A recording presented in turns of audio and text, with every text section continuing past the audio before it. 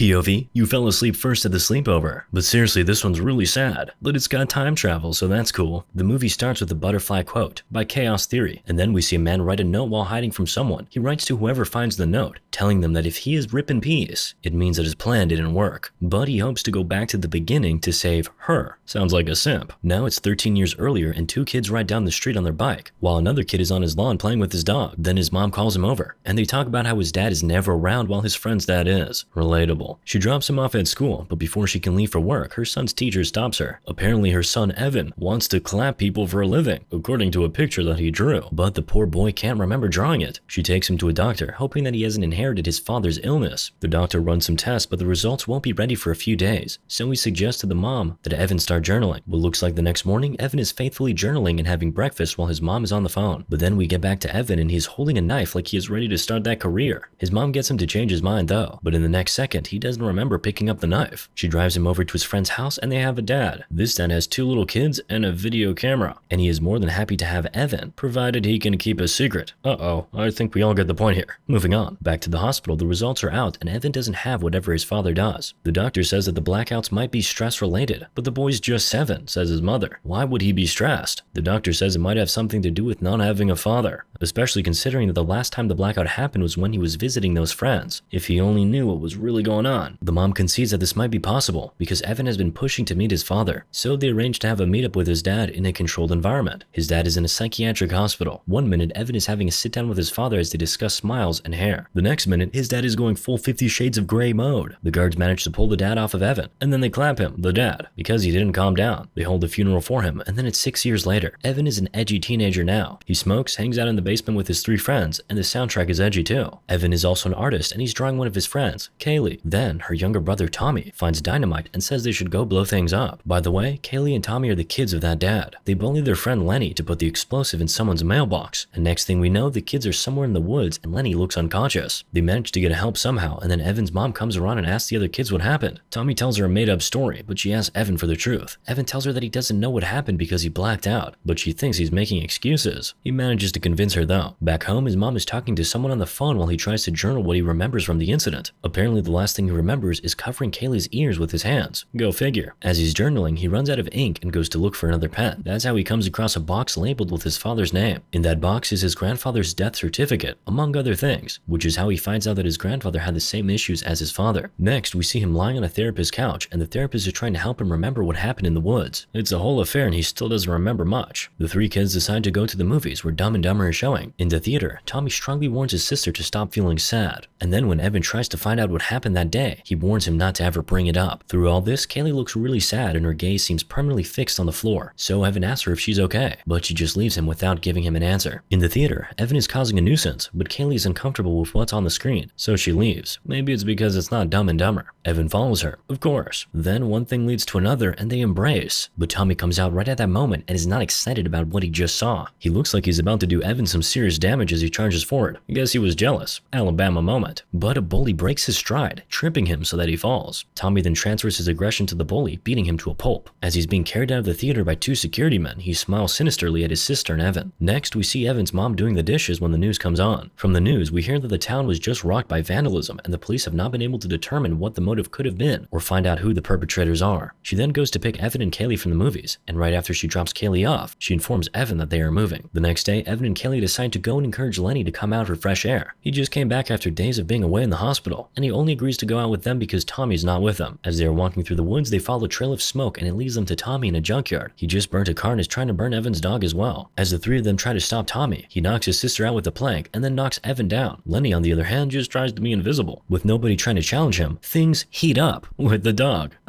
Evan tries to make one last attempt to stop him, but he blacks out before he can. And by the time he comes to, he sees the ashes of his dog. The next day, Evan and his mom leave the town, with Evan telling Kaylee that he'll be back for her. He lied. It's 7 years later and Evan is in college. He's a good student and life's good. At least that's what the soundtrack suggests. Then the soundtrack changes, but it's just because we're about to meet his emo roommate. Anyway, we find out that Evan has not had a blackout in 7 years, and he tells his friend that said friend has to take him out to celebrate. So they go to a bar and play pool. Evan is saying some intelligent things while his roommate, who is plus-sized, is getting bullied by a couple of boys. The roommate shows that he can take care of himself though. He shoots a ball from the pool table that breaks some glasses on the bully table, and when the bullies stand to intimidate him, he breaks the pool stick. They immediately get the message and sit down. Evan and a lady then visit his room. Don't know why though. She finds his journals under his bed and asks him to read her something, because who doesn't like a guy who is in touch with his feelings? The part he finds is about the time that Tommy did that thing to his dog, and as he starts to read, he gets transported back to that time. We see young Tommy beating young Evan while young Lenny tries to rescue the dog. However, Tommy threatens to clap Lenny's mom if he frees the dog, so he backs off. And as things get heated, Evan jerks back into the present. The lady is still there and she just tells him that he had a dream. He says that it didn't feel like a dream, and then just leaves the young lady alone in the room. Rude. He goes back to his old neighborhood to visit Lenny and finds that nothing much has changed with him. Lenny doesn't look like he wants to be bothered, but Evan bothers him anyway, asking him to tell him what happened at the junkyard that day. Lenny shouts out what Tommy told him that day about clamping his mom, and while Evan startles at this, it confirms that the flashback he just had actually happened. As he's trying to come to terms with that, Lenny leaps out of his chair, grabs Evan by the shirt, and tells him, "Make one peep and I swear, it'll be your last." Evan takes that as a hint to leave. He goes back home and decides to try the flashback thing again, so he reads the part of the journal where he wrote about what he remembered of the dynamite incident. This takes him back to that time and we're able to see how things unfolded. Basically, the dynamite exploded and clamped a mother and her baby right in their presence. And it was also during this incident that Tommy told Lenny the thing about not making a peep. As the four teenagers try to hide, adult Evan comes back to the present throwing up. He also finds out that a secret burn that he sustained in the flashback was now there in the present. The next day he calls Lenny's mom and she tells him not to call again because he upset Lenny when he visited. Now he's having dinner with his mom and she's embarrassing him with a kiss on his cheek. The embarrassment is his reward for getting good grades. And seeing as they're on the topic of good grades, he decides to ask his mom whether his dad got good grades as well. She says that he did, even without putting any effort, and it was the one area that his memory did not fail him. He then asks her if he ever remembered some of the memories that he blacked out when he was younger, and she says that when he was Evan's age, he mentioned having found a way to remember what he blacked out. She then starts to tell Evan something that the father found out he could do right before he got institutionalized, but she decides not to talk about it again. Evan is understandably not excited about it, so he keeps pestering her about it as they leave the restaurant. She has been a mother for a while though, so she doesn't give in. Instead, she takes him for a psychic reading because it'll be fun. Yeah, right. The whole reading starts out as fun and games until the psychic tells him that he has no soul and was never meant to be. Relatable. The mom is upset by this and leaves, but Evan is more annoyed that the psychic upset his mom, so he takes back the money that they paid for the reading and leaves. He comes out to find his mom smoking and tries to calm her down, stressing that the reading didn't mean anything. The mom says she knows this, but it still hit a nerve, and that's because she had 2 stillbirths before she had Evan. Back home, Evan tries to go back to the time when his friend's dad asked him to do things. His roommate tries to discourage him though. The roommate says that there might be a reason Evan blacked that memory out, and he might just make things worse by going back. This guy must have already seen the movie. Evan gets angry, but he drops the journal. Then he goes to a diner and creeps out on a waitress through the door. Oh, it's not just a random waitress, it's Kaylee. They catch up and you find out that Tommy went to juvie for a few years, but now works as a mechanic. Kaylee emancipated herself from her dad when she was 15, and she didn't move in with her mom because she had a new family. He then tells her that some of his memories have been coming back to him, but he needs her to fill in the blanks. She agrees to do it, but quickly changes her mind when he asks her what happened when her dad was filming the Robin Hood video. But Evan tells her that whatever happened was not their fault, and she can't keep hating herself. This does not go down well with her because it's really not as simple as that. Then she asks him why he never called her if he thinks she is so wonderful. He doesn't have an answer to this. The next day, Evan comes back from classes to 2 messages on his voicemail. One is from one of his professors asking him why he didn't turn in his essay. The other is from Tommy. He called to inform Evan that Kaylee clamped herself after the visit from Evan. So Evan's death is next. He sneakily attends her burial but then goes there later to pay his last respect. He drops the "I'll come back for you" note that he wrote to her before he and his mom left the town into the coffin. At home, he figures that the cigarette burn is a testament to the fact that his dad was probably not crazy, and if he can make scars, maybe he can heal them too. Yeah, science. Or logic. Anyway, he decides to go back to the time with his friend's dad. The dad tells Evan and Kaylee that they'll be filming Robin Hood, where Robin Hood just got married and stuff, and he has his camera ready. Instead of doing what the dad tells them though, Evan tells Kaylee to cover her ears while he has a discussion with her dad. He tells the dad about 2 options that he has. One would lead to Kaylee's self-deletion, while the other would result in a healthy daughter. The dad is shook. The father chooses the latter after being convinced by the threat of castration. Evan throws in something else though. He tells the father that he needs to focus on disciplining his son. Then he tells Kaylee to tell her dad never to touch her again, and then comes back to the present. But the present is different. He takes some time to download his new memories right before the person sleeping beside him wakes up. It's Kaylee. Meanwhile, he's bleeding from his nose. He's probably related to 11. Anyway, he goes to the bathroom to clean himself up, and we find out that he's in what looks to be a female dorm. In the bathroom, he meets a lady that he knew in his former life, but she's a totally different person now. In this new reality, Evan and Kaylee seem to be the campus king and queen. They are in bright colors and everybody's trying to bask in their light. As they walk across the campus, Evan asks Kaylee if she remembers when her dad got the video camera, and she says that he had it for maybe a day before he gave it away. He might not understand this life, but he sure seems to really love it. He calls his mom and hears her voice together with a man's. He leaves her a message, and just as he drops the call, he sees his roommate from the other life. In this reality, the roommate hates him because he's a frat boy. He doesn't seem to understand how much things have changed though. So he goes to class and walks up to the professor asking for an extension on the essay that he didn't submit. But the professor doesn't even know him. It looks like not all of his new memories downloaded because he doesn't doesn't know that in this reality he's a frat boy who cheats in exams with his frat boyfriends. He doesn't cheat this time around though. At night, he does a whole dinner thing for Kaylee, but before they can really get down to it, one of his frat brothers comes to inform him that his car has been trashed. Getting to the scene, they find out that Tommy was the one who trashed the car. He has been released from prison and is ready to have it out with Evan for being with his sister. Evan starts preparing to go do something about the Tommy situation, but Kaylee tells him that it's not necessary. Tommy won't actually hurt him. Evan reminds her that Tommy clapped his dog, and then she reminds him that Tommy had a rough upbringing. The father never laid his hands on her, but he never stopped laying his hands on Tommy. This calms Evan down a lot. Kaylee suggests that she might have to stay away from Evan for a while, but Evan says he lost her once and refuses to lose her again. She's confused at this because in this life, he never lost her. She also mentions that his accent is different. He walks differently, and even the dinner he threw is something new.